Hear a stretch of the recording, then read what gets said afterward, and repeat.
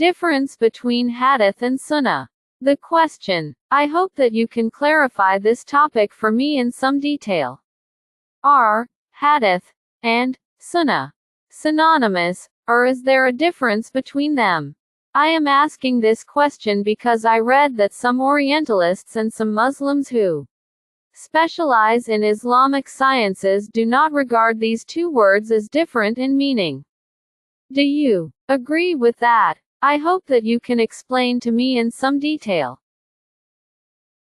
Summary of answer. The term Sunnah is applied to the guidance which is well established in a general sense in all of the affairs of the Prophet, peace and blessings be upon him, meaning his path, his methodology, and his way. Hadith refers to every incident that is attributed to the Prophet, even if he only did it once in his life, and even if it was narrated from him by only one person.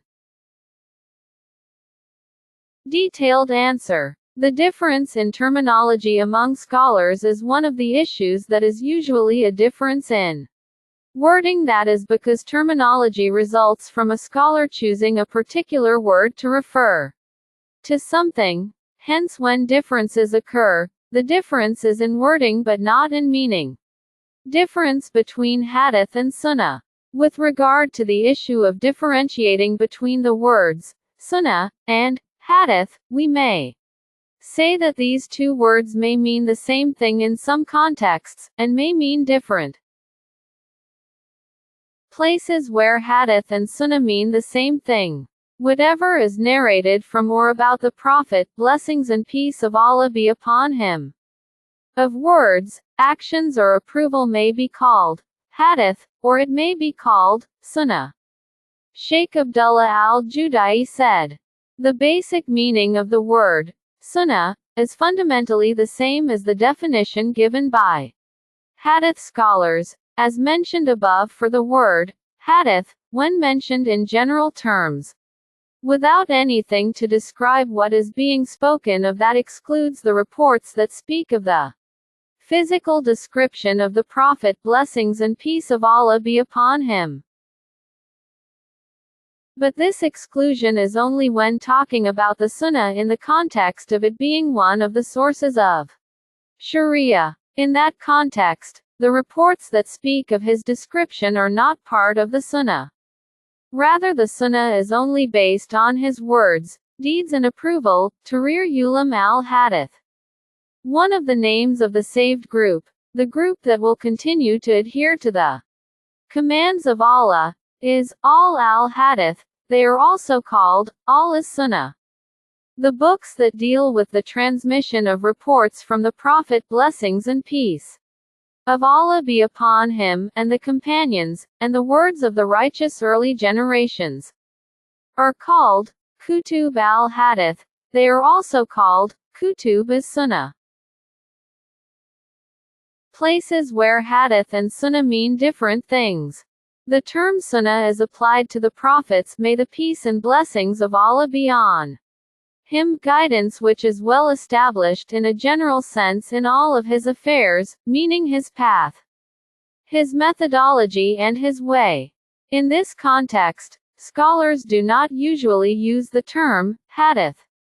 Al-Alama as Sayyid Sulaiman and Nadwi, may Allah have mercy on him, said, Hadith refers to every incident that is attributed to the Prophet, peace and blessings be upon him, even if he only did it once in his life, and even if it was narrated from him by only one person. With regard to the word Sunnah, in reality it is used for his actions, I mean how the Messenger, peace and blessings be upon him, did things that has been transmitted to us via mutawatir actions, in the sense that the Prophet, peace and blessings be upon him, did it, then the companions did it after him, then the successors did it after them, and so on. It does not necessarily mean that there is a narration describing that action, rather this refers to the way in which a particular act was performed and was passed down through the generations by means of tawatur.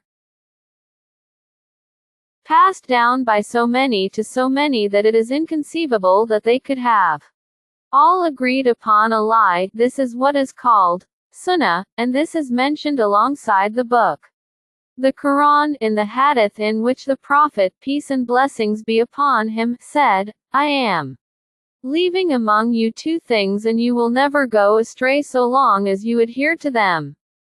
The Book of Allah, may He be exalted, and the Sunnah of His Messenger. This is what it is not permissible for any Muslim, no matter who he is, to forsake or go against, otherwise he has no share in Islam. Majalat al-Manar, 3673.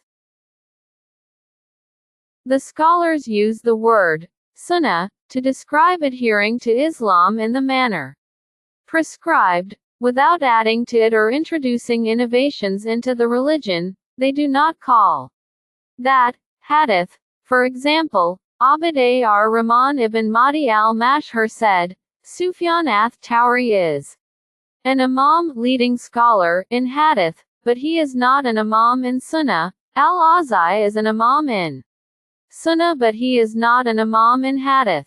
Mike ibn Anas is an imam in both. Tariq Damashq by Ibn Asakir, 35-183. In this context, sunnah is the opposite of bid'ah, innovation. A person may be a scholar of hadith yet also be an innovator.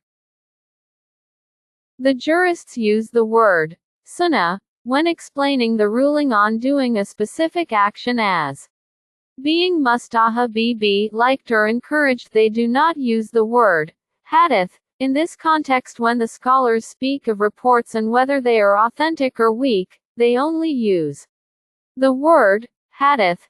They do not use the word sunnah, so they say, this is a weak hadith. They do not say, this is a weak sunnah. Because of them the sunnah is that which is proven in the hadiths. Therefore they sometimes say, this hadith is contrary to analogy, the sunnah and scholarly consensus.